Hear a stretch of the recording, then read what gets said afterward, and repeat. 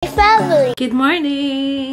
Hinihintay kong gumising si Papa Kits para mabipi niya ako eh. Masyakit talaga ulo ko. Panay na, parang may hangover. Baka nakainom ako kagabi. Hindi ko alam.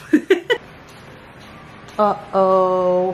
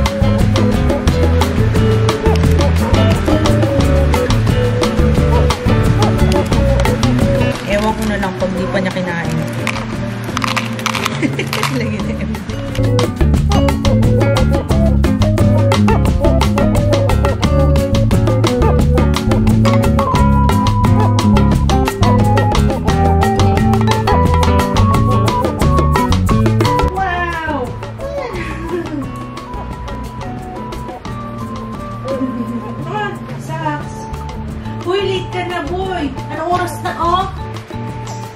Look, oh, may M&M's yan. Ha? Pancake? Yan, hindi mo pa kinain.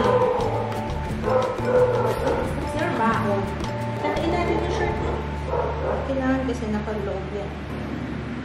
Oh, look. I'll put it inside, ha? Ha? Inside the bag, ha? Okay? Ang snacks mo. Nihintay ko na lang dumating sila Papa Kits. Dadaanan nila ako dito bago kami pumunta sa OB. Kasi check-up ko ngayon. Masakit ang ulo ko, guys. Mag-BP kaya muna ako. Sakit ang ulo ko.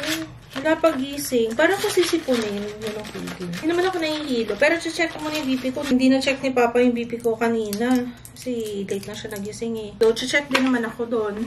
Pero para sure. Pag umiinom ako ng gamot, mabilisan. Kaya ko siguro mga 5. Sabay-sabay. Ayan, so update lang tayo. Si Ju, kakatapos lang nung klase. Tapos pumunta kami sa OB check-up ni Mama. So ngayon, dito ulit kami sa kanyang OT and ABA sessions. Ayan. Medyo busy si Ju ngayon. So dito nag-session ngayon si Ju, malapit sa amin. Jordan Plains sa Nova Bayan. Yung mga taga-bayan.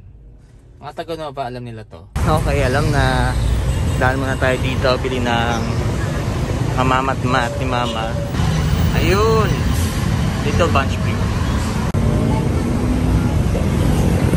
Tsaka honey dip and kapabutter natin. Nova Bayan traffic. Regular traffic. Wow!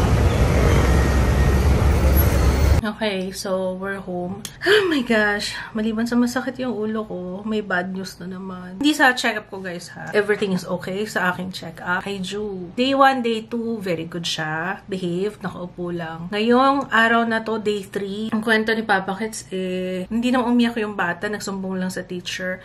Parang inano daw yata, nag-hit si Ju. Tapos meron yatang gamit na hinagis daw sa board. Buti walang tinamaan. Parang na-anticipate ko na yan na magkakaroon ng ganyang problema. Kaya nga sabi ko, i-open namin yung option na baka pwedeng may shadow teacher si Ju. Of course, non-verbal si Ju. Hindi pa niya kayang sabihin kung ano yung nafe-feel niya. Hindi mo rin pwede basta i-ano yung bata na, bakit mo ginawa yan? That's bad. Kasi iba yung thinking nila. Iba sila mag-isip. Gusto ko na nga sanang agad na kagad yung check-up niya sa DepEd. Kaso, sa November pa kami nakaschedule. Yun yung follow-up niya after 6 months. Wala pa nga 6 months eh. Magsi 6 months pa lang ng October. So, nagpa-schedule na kami nung nakaraan pa. Last month pa yata. Kaso, yun. Ganun talaga hintayan sa DepEd, guys. Buwan talaga. Pero, ayun nga, balik tayo dun sa aggression ni Ju. Napapansin ko na yan. Kasi kunwari magkakasama kami dito sa bahay.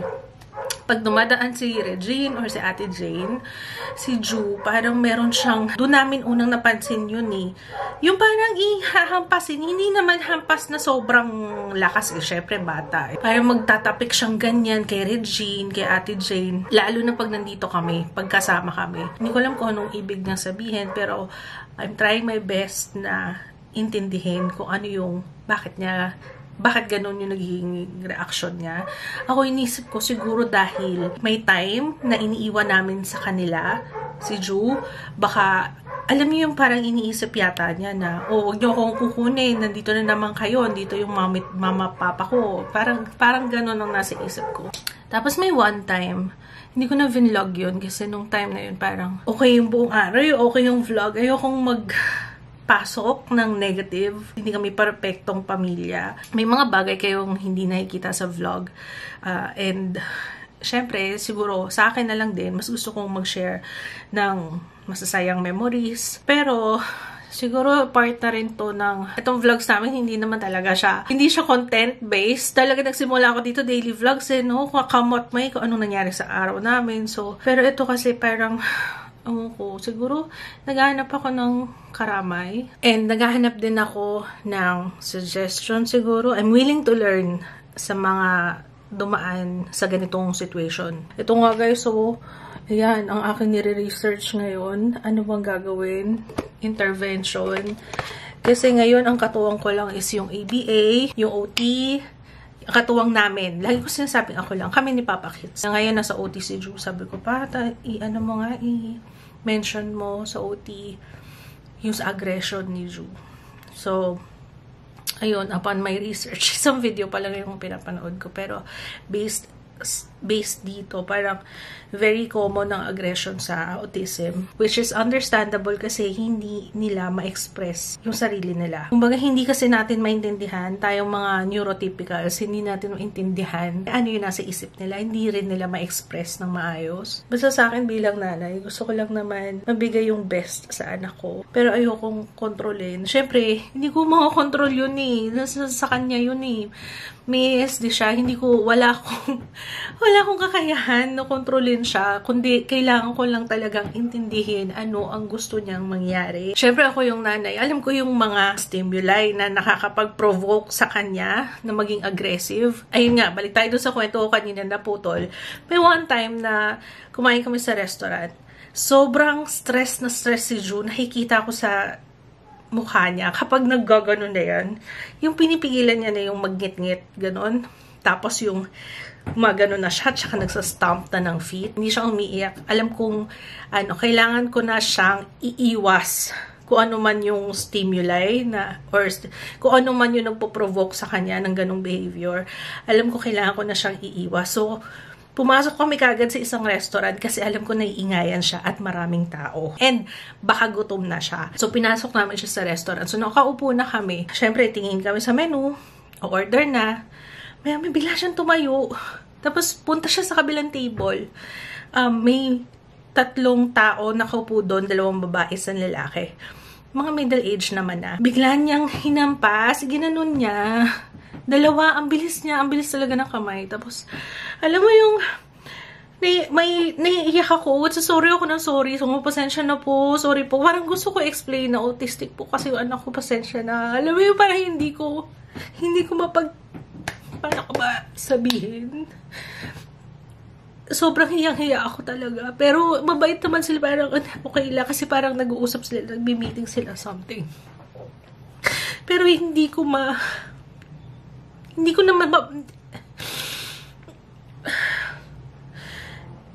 naman kasalanan ni Ju yun kasi syempre iba sila mag-isip. Hindi ko pwedeng paluin din yung anak ko, diba? Hindi ko rin naman ma-explain kasi nga syempre nasa kabilang table. Parang gusto ko i-explain na pasensya na po. Autistic yung anak ko. Parang ganun. Sabi nga ng nanay ko, pagawan mo kaya siya ng ng parang ID or siguro clip sa damit na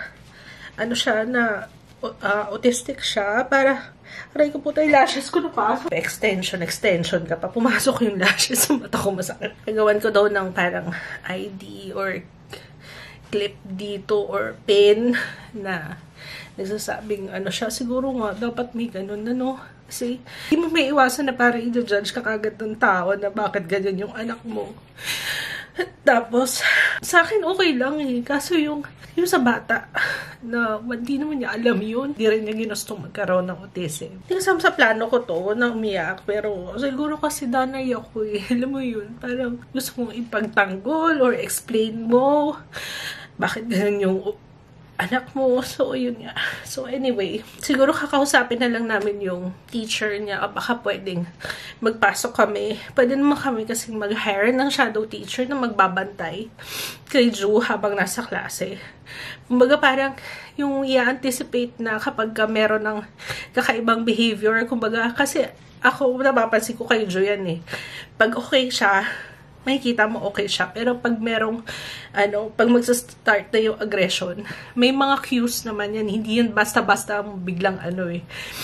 Siguro kasi dahil kilala ko na si Ju, kilala na namin si Ju. So, sa ngayon, yun siguro yung naiisip kong way. Kasi yun din naman ang sinabi ng DepEd na nung nagpa-check up kasi kami noon, parang ang nangyayari lang is scratching. Scratching sa akin, sa amin. Eh, hindi pa nagsuschool si June. Eh, ngayon nagsuschool na siya. Siyempre, parang iba na no? Parang nakahalubilo na siya sa iba. So, parang, yun talaga yung kinakatakot ko.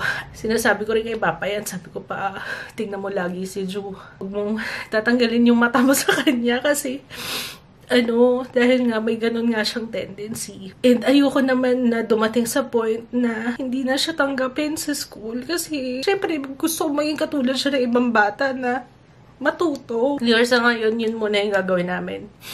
Na para masolusyonan lang muna. Para hindi maulit yung nangyari kanina. Kasi sa totoo lang nahihiya ako. Kasi ayoko mamaya paalisin nila si Jo. Ayoko.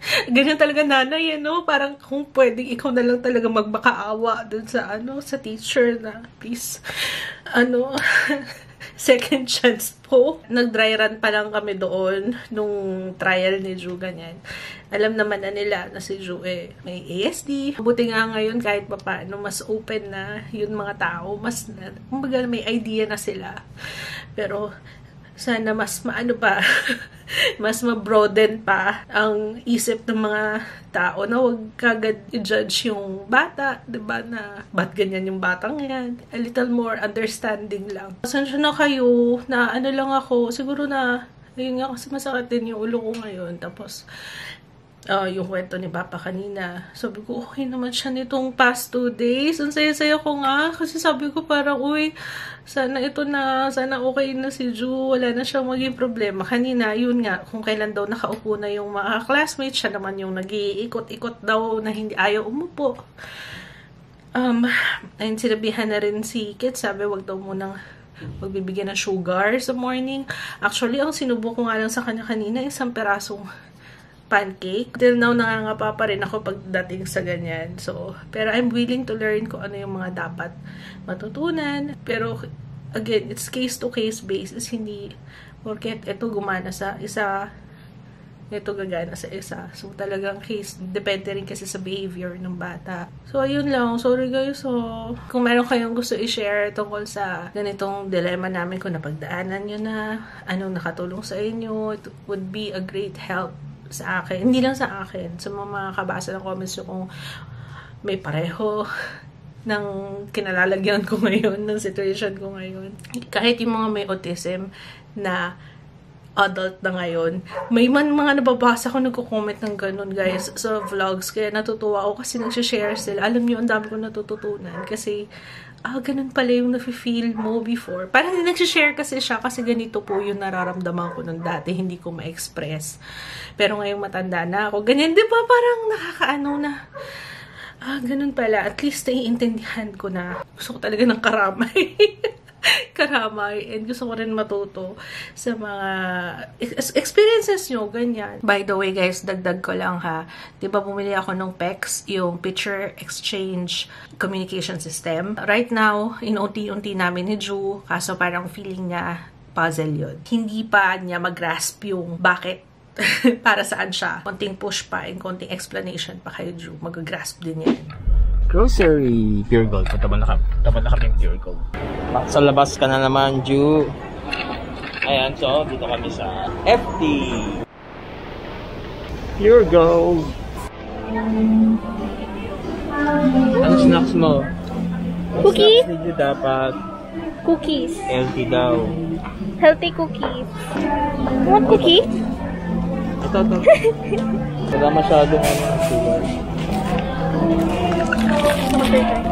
It's okay. Ano, what do you want, Ju? Kuha ka lang.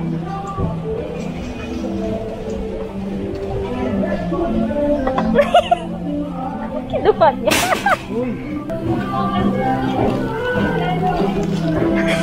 Hindi naman healthy yan. Ano yan? Healthy? You want? Yan, healthy na. Lorito. Baka healthy. Ayan, ang favorite snack. Ubus na bago pa pumasok sa school. Minute Maid apple flavor. Tapos hanap kami nung prune juice. Del Monte daw. Del Monte ba yan? Patingin nga. Eh, hindi niya yung... Ininom niya to. Hindi, Del Monte nga yung gusto niya. Dahil mati. Hanap namin yung prune juice na Del Monte. Pag wala, wala na. Ayan, ito sa amin. Pineapple fiber. Saan na yung prune juice? Siyempre, ang favorite natin, pork and beans. Rich in lycopene. Tawa-tawa. Oy, slippers mo! Slippers! Ang kulit. Pinag-i-hit siya mo dyan. Ha? May hinahanap ako, di ko mahanap. Try nga natin to. Pound corned beef with juices. New Zealand eh. Mahal pala nung pound, 280. Pero dito pa rin tayo. Corned beef, pure foods. Yan, 170 pa rin. At itong dalawa. Ay.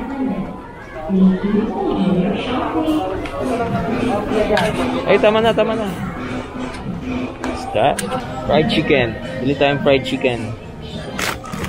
Ayan, fried chicken. At syempre, di mawawala, better cheddar.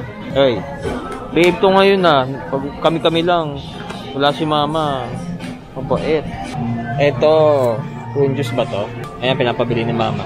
Dalawa na lang, wala yung Del Monte. So, ito na lang. Eto dapat ang baon mo, Dutch meal. Ayan, try natin ulit kung gusto niya. Ha? Ikaw. Ayan, kuha tayo nito. For mama. Dalawa na.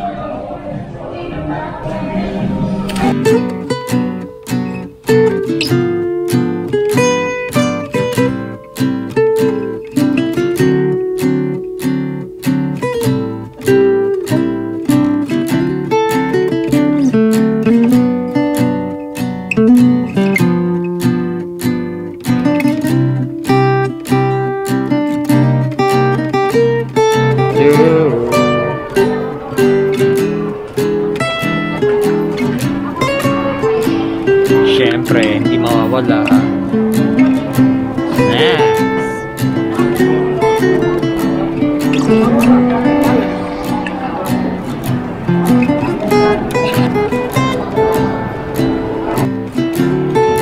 Hawak ko eh. Let's go. Gusto ka na to? Let's go. Okay, push. Let's go. Push mo na. Saan galing, ha? Saan galing si tutoy ko? Ito yung una nilang grocery. Kumusta? Kumusta ang aking father of the year? Hindi naman to naghihila-hila sa akin. Pag ikaw naghihila-hila sa akin, Sa inyo, hindi. masyado. Bakit ganun, ha? Bakit sa akin ka lang nag-ano? Parang ayaw ka ni Papa. Parang nakahubad. Puti ni Ju. Ang puti, oh. Pero busog to. Laki nito. Up.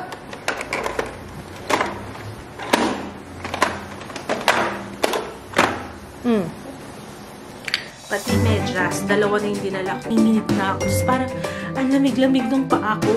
Ganito, kasi ito yung madaling sorted. Breast pads. Pero isa lang kami toothbrush.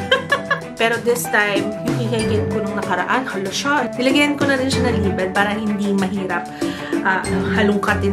Kasi na-imagine ko na siya na suot niya to. Magpapadede ka pa rin hindi nakakangawin.